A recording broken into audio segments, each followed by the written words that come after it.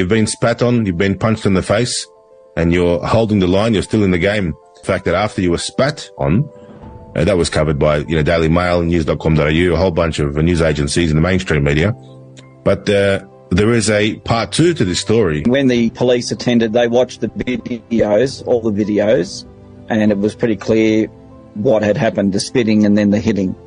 So the issue is, when we put the spitting video out after I identified who the woman was, and I'd heard from the police that they were progressing their interviews of witnesses and obtaining information, the police then confirmed that her name was Denise Ferris. The police then asked us not to put the hitting videos out because some of the statements that they had been given from the Labor people, the Yes people, they don't seem accurate.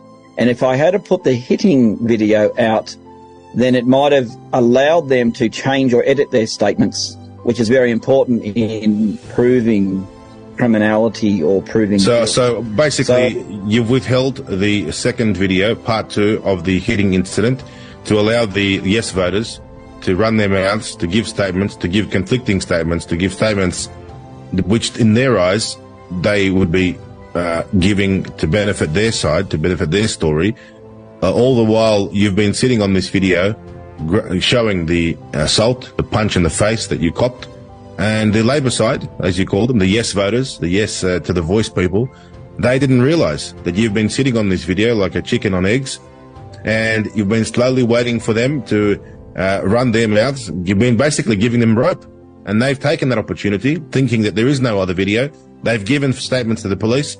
So what you're telling us is these statements potentially are not very accurate and perhaps not very even truthful. Well, it's a bit more than that. Professor Ferris, or I should say former Professor Ferris, because it sounds like ANU have dumped her and cut her loose. She put out a denial, and it was reported by Daily Mail and news.com. And when you read the denial, it's insane. It says, I did not spit on him, but then I tried to cover his camera and he made me do it.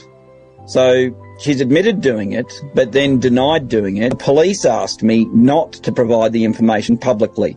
But, Aussie, the story gets far worse than that.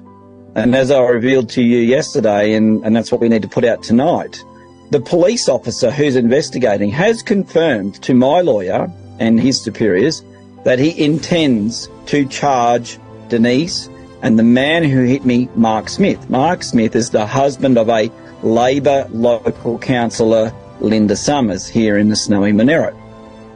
He indicated that we've got the police now confirming, Cooma Police this is, that correct. Denise Ferris, Professor Denise Ferris, will be charged, and so will the man who assaulted you. What's his name?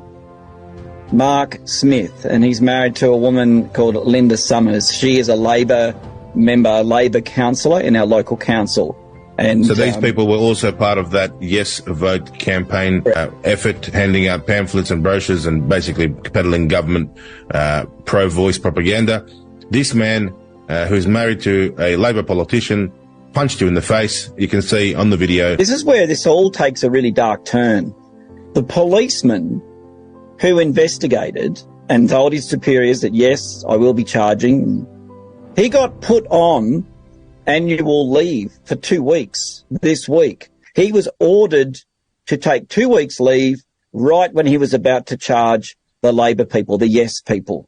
So now, let's get this straight for our listeners. There is exactly 15 days before the referendum, and the police officer in charge of the investigation has just been put on a forced 14-day leave, and the excuse the police are using, he's got too much leave, we need to urgently put him on leave. But because he is the OIC, the officer in charge of this investigation, the police are now claiming that we can't charge these people until that police officer who has now been put on leave comes back to work. You don't need to be a rocket scientist or a political analyst to figure out that the Cooma Police, in conjunction with the government, are desperate to delay Professor Denise Ferris being charged, because of course if she's charged and her accomplice in crime, because this is a crime, Mark Smith, who punched you 3 times, as you've told us, if they were to be charged, this would be all over the news. And I think that this is just going to mount. Public outrage is going to mount. In the next few days, we are going to now embark on a campaign. We want everyone to share this video, share this link, share this stream. Let your friends know this Professor Denise Ferris must be charged.